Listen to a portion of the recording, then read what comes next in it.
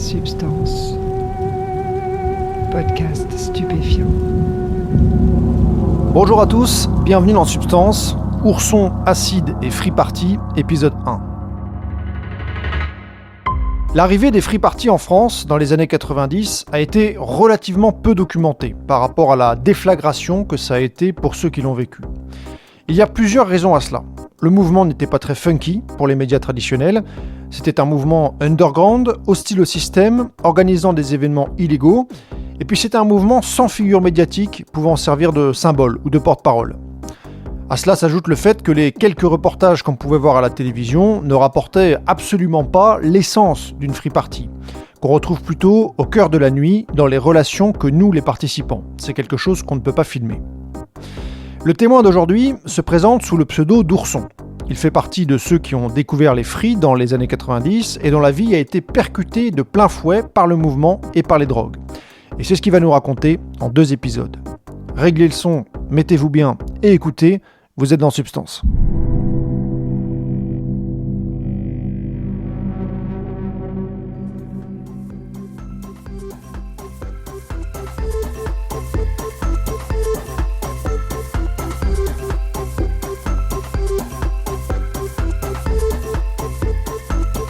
Je suis un gamin des classes moyennes. Ma mère était infirmière libérale. Au début infirmière des hôpitaux et ensuite infirmière libérale. Mon père était agent administratif des hôpitaux et il a fait d'autres trucs aussi. Je suis né en 1974, donc j'ai 48 ans maintenant. Je suis né dans le nord de la France, dans l'Aisne. Et mes parents, quand j'avais 6-7 ans, ont déménagé en Lozère. Ma mère est allée chercher une clientèle en Lozère et j'ai grandi là-dedans. Moi, j'ai passé de 7 à 14 ans. C'est vrai, vraiment, vivre une enfance où tu cours dans les champs, tu grimpes aux arbres, que le berry film, quoi. Et tu ramasses des champignons avec ta mère aussi. Ça, je pense que c'est un truc non hallucinogène, hein, mais je pense que c'est un truc qui j'ai toujours aimé ramasser les champignons.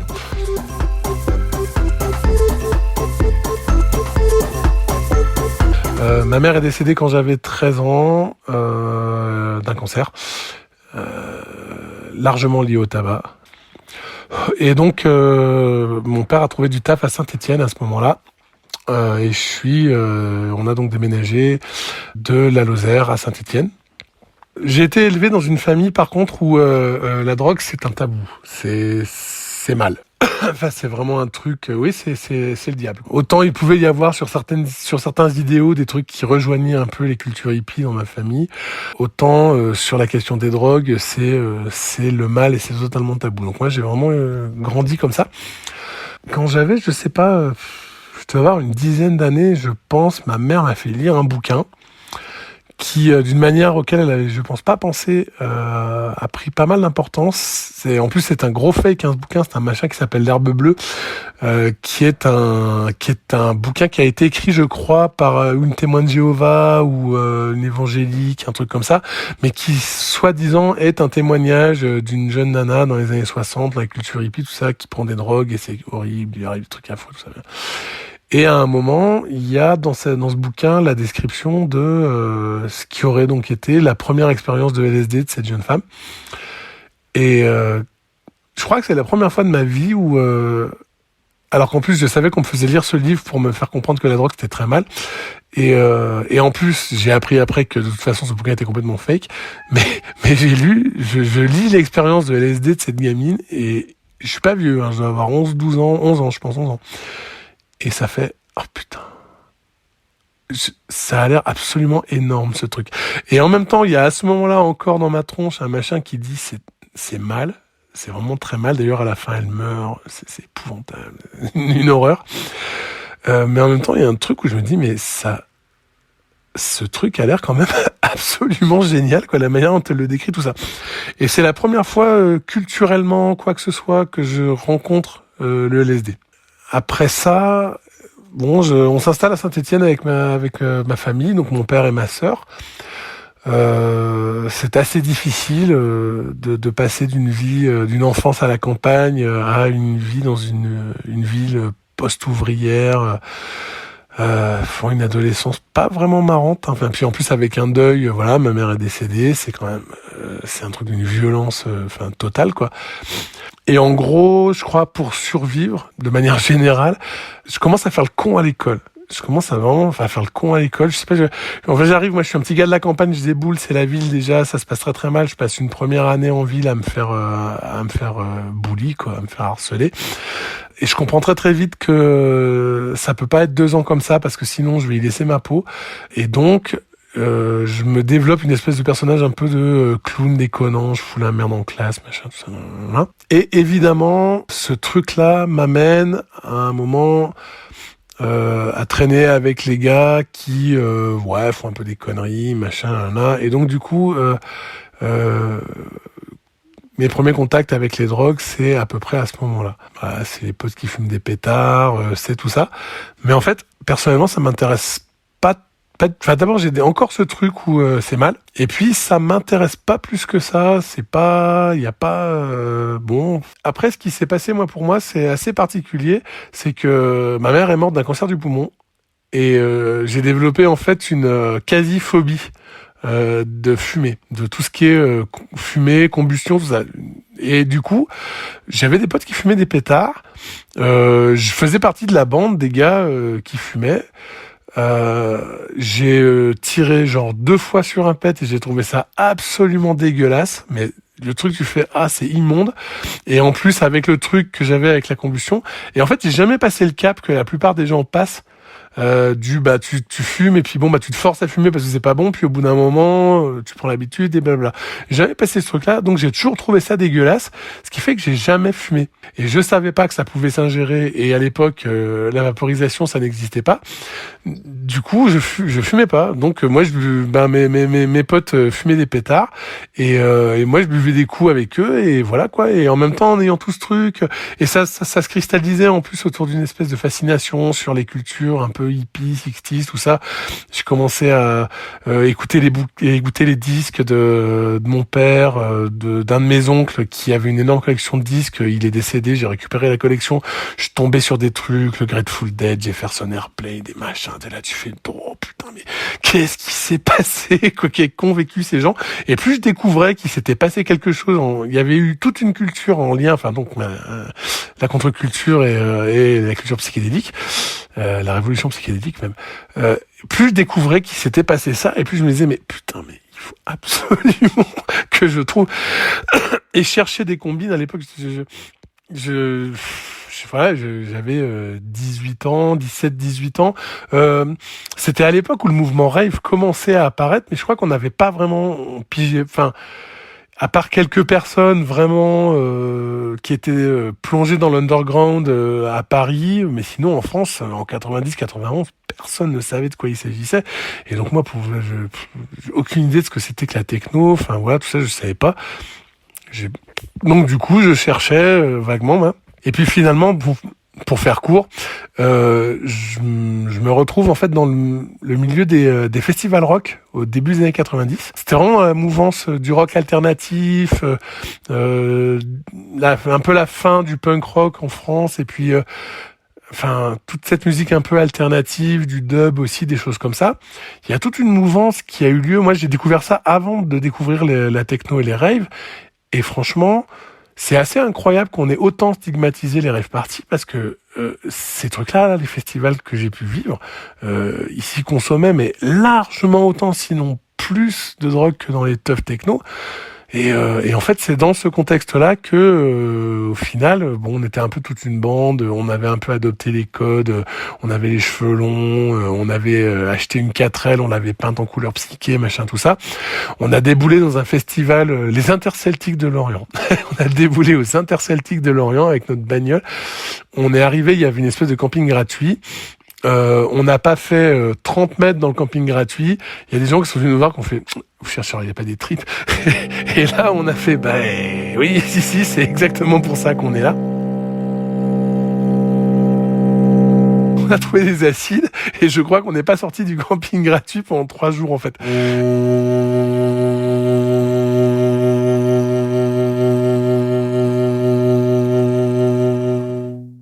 On avale le carton, on était 5, 6, ouais.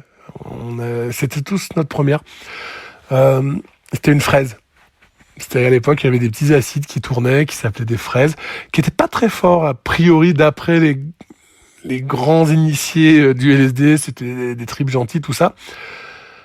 On prend ça, au bout d'une demi-heure, tu commences à te sentir un peu bourré, tu vois. Enfin, c'était même assez curieux parce qu'on se disait, c'est drôle, il y a quelque chose comme si on était absolument, mais totalement ivre-mort à la vodka, mais en même temps en ayant une lucidité qu'on n'avait jamais eue. Et ça, c'était vraiment le sentiment qu'on a eu sur la montée.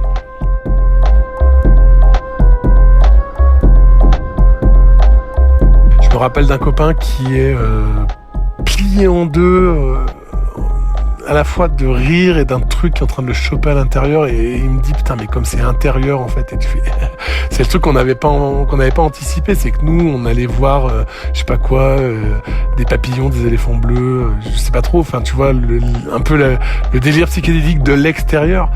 Et là, d'un seul coup, tu tombes dans le truc et tu vois que c'est à l'intérieur que ça se passe, et c'est profondément à l'intérieur, un truc mais pouah.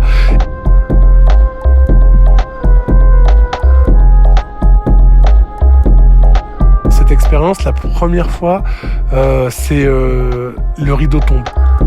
C'est vraiment le rideau tombe, les masques tombent, et d'un seul coup, tu réalises que tout ce que tu avais appris, enfin en fait la culture dans laquelle tu vis, tout ce qui pour toi est vrai, ou en tout cas même si c'est plus vrai, parce que tu te poses déjà des questions, mais en tout cas c'est le vrai auquel tu es censé te conformer, tout ça c'est un énorme théâtre.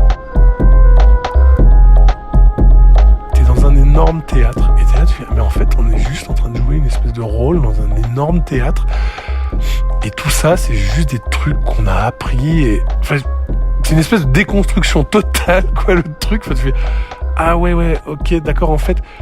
Et ça après c'est drôle d'ailleurs parce qu'il était pas très hallucinatoire ce trip. Enfin, j'ai pas de souvenir de grosses hallucinations. On était un peu désorientés. Enfin, j'avais un peu de mal à me repérer dans le camping. Je faisais 10 mètres, j'avais l'impression que j'en avais fait 150. Enfin, donc je me repérais pas trop.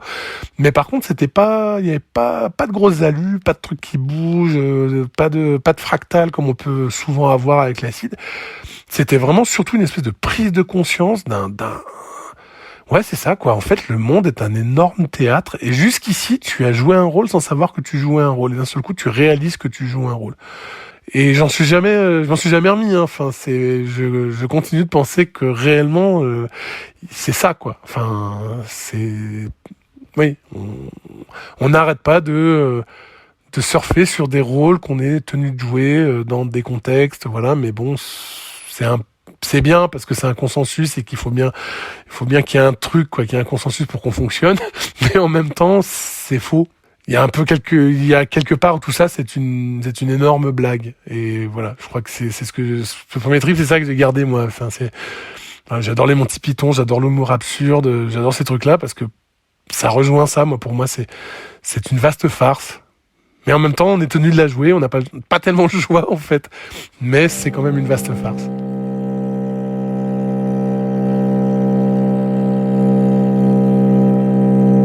Sur ce groupe de personnes, je crois qu'on n'est que...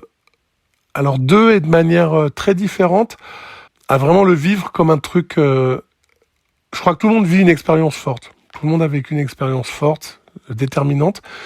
Mais je pense qu'on n'est que deux à le vivre vraiment d'une manière où tu te dis ce machin-là va orienter ma vie, en fait. Et à te dire, ah oui, non, mais là, on vient vraiment de vivre un truc absolument existentiel. Pierre, t'es jeune, t'as du mal à comment dire, à conceptualiser, tu vois, à verbaliser les choses. Enfin, mais t'es quand même bien conscient que là, tu viens de vivre un truc. En fait, ça va conditionner ta vie. Ta vie, ça va être ça. Et ça, je dois dire que voilà, tu vois, j'avais même pas 19 ans, j'en ai 48, et de bien des manières, parce que évidemment ma relation à cette substance et globalement aux substances psychédéliques, entactogènes, entéogènes, a quand même été ça a été déterminé. Il y a un moment où vraiment tu te dis bon bah voilà, ça va être mon existence. Et ça a pas changé, tu vois. Je consomme pas du tout de la même manière, je consomme beaucoup moins que ce que j'ai pu consommer, voilà. Mais en tout cas, c'est toujours là. Il y a un truc où tu dis bien sûr, ce truc-là, ça fait totalement partie de ma vie. Et voilà quoi.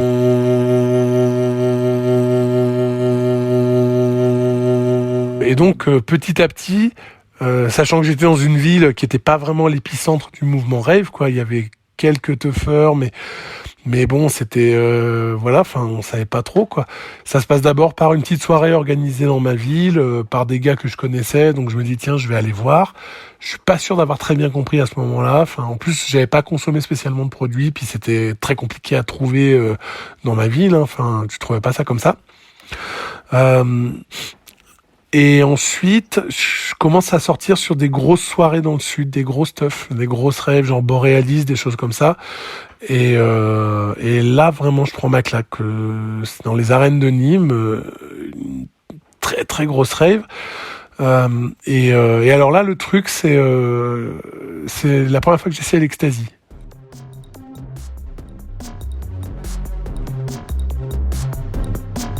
Il y a ce que ça fait un ecstasy, mais il y a ce que ça fait ton premier ecstasy. C'est quand même un truc. C'est difficile de mettre des mots sur ce machin. D'un seul coup, tout devient d'une fluidité absolue. Les personnes avec qui tu es, t'as une communication avec eux qui est d'une... T'as jamais pu communiquer avec autant de véracité et de profondeur avec qui que ce soit, alors qu'en plus c'est des gens que t'as rencontrés là, quoi. Donc même pas forcément des amis. La musique, c'est une espèce d'océan dans lequel d'un seul coup t'es complètement englouti, mais une espèce d'océan absolument joyeux. Il y a rien de compliqué ou de... Par exemple, le LSD, ça peut être une drogue qui est compliquée, qui emmène dans des espaces compliqués, où il faut faire face à des choses... L'ecstasy, c'est la fluidité, c'est le... Et alors vraiment, le premier, mais tu te dis, mais en fait, ce que ça fait vraiment, c'est... Il y a un endroit où tu te dis, c'est drôle, parce que c'est comme si la vie avait toujours été comme ça, mais que je m'en étais jamais rendu compte. Et maintenant que je m'en rends compte, pourquoi ça devrait être autrement, en fait? Ce qui est la raison généralement pour laquelle la descente de Taz est un peu difficile, c'est que tu te dis, mais en fait, quelle est la raison pour laquelle il faut revenir à un état autre que cet état-là, quoi, qui est normalement l'état dans lequel on devrait être en permanence, quoi. Donc voilà. Et ça, et la première fois, parce qu'après, tu renouvelles l'expérience et en fait, globalement, tu retrouves jamais vraiment le kick de la première. Ça peut parfois être très beau, ça a été tellement de fois très beau, mais cette espèce de magie absolue de la première fois, la surprise en fait de découvrir ce truc, tu le retrouves jamais. Donc vraiment la première, elle est très très très particulière. C'est absolument unique comme expérience, quoi. Borealis, donc on est dans les arènes de Nîmes. C'est même pas vraiment une scène en fait, parce que tu vois pas vraiment les artistes. C'est plus une espèce de totem qui est au milieu des arènes de Nîmes. Totem avec des enceintes tout autour, un système de sonorisation qui fait que en fait tu peux tourner tout autour du truc. T'es pas face à une scène, tu vois, comme c'est souvent, même quasiment tout le temps maintenant le cas, une scène avec un DJ sur la scène et tu regardes le DJ. Là, c'est une espèce de totem, tu vois pas vraiment le DJ et par contre, t'as un son qui est absolument énorme et tu peux graviter tout autour du truc. Il y a au niveau des jeux de lumière absolument démentiels avec des lasers dans tous les sens, des projections de vidéos. Il y a 12 000 personnes. 12 000 personnes qui sont dans un état de transe et de communion absolue, des performers, je me souviens il y avait des gens qui étaient qui étaient costumés en cartes à jouer. En fait, c'était un mélange entre les arènes, donc il y avait tout un truc autour de l'Empire romain, avec des gars déguisés en gladiateurs qui tiraient des chariots sur lesquels il y avait des drag queens, et des échassiers aussi en drag queen. Et un truc un peu Alice au pays des merveilles avec des gens habillés en cartes à jouer, et toi t'es là au milieu de ça, La scéno est complètement dingue, l'univers dans lequel tu gravites est complètement fou, enfin t'es dans une autre dimension, et il y a cette espèce de fluidité absolue de communication, non verbale d'ailleurs, parce qu'on parle pas, enfin je veux dire, le son est extrêmement fort, on parle pas, quoi, on danse ensemble, on vit ensemble, on expérimente ensemble, et il y a un degré de communication non verbale entre les personnes, avec une fluidité totale, un truc où en fait on sent qu'on est tous ensemble sur la même chose au même moment, et qu'il y a que ça qui compte. En gros, c'est, voilà, si je peux décrire Borealis. Sur le moment, et les années qui ont suivi d'ailleurs, tout ce que j'avais écouté avant m'a paru, mais totalement poussiéreux, mais vraiment, mais à dire, je suis en train d'essayer de refaire ce que mes parents ont fait, de fantasmer sur Woodstock, de je sais pas quoi, et d'un seul coup tu te dis, mais attends, là, ici, maintenant, il y a quelque chose qui est probablement proche d'une certaine manière, enfin, il y a un équivalent quelque part, notamment justement dans l'aspect psychédélique du truc, le fait qu'on explore des états de conscience modifiés, tout ça. Mais par contre, pour moi, c'était vraiment...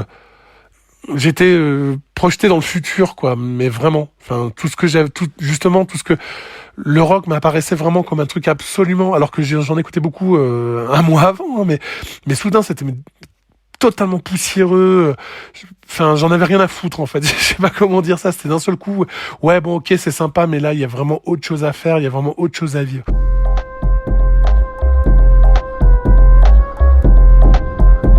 Et c'est vraiment ce que j'ai fait. Moi, j'ai vraiment plongé dans le mouvement rave, dans le mouvement techno à fond, quoi. Enfin, d'abord le mouvement rave, Borealis, c'était pas une free party, tu vois, c'était vraiment une grosse fête payante. Ça coûtait cher d'ailleurs, hein, c'était pas donné du tout. Il y avait bien sûr un élément un peu entre guillemets capitaliste, parce qu'on était déjà dans des événements qui commençaient à récupérer ce qui s'était passé au début des années 90. Moi, je suis arrivé un peu sur le tard dans le mouvement rave finalement, mais en même temps c'était absolument magique, enfin voilà.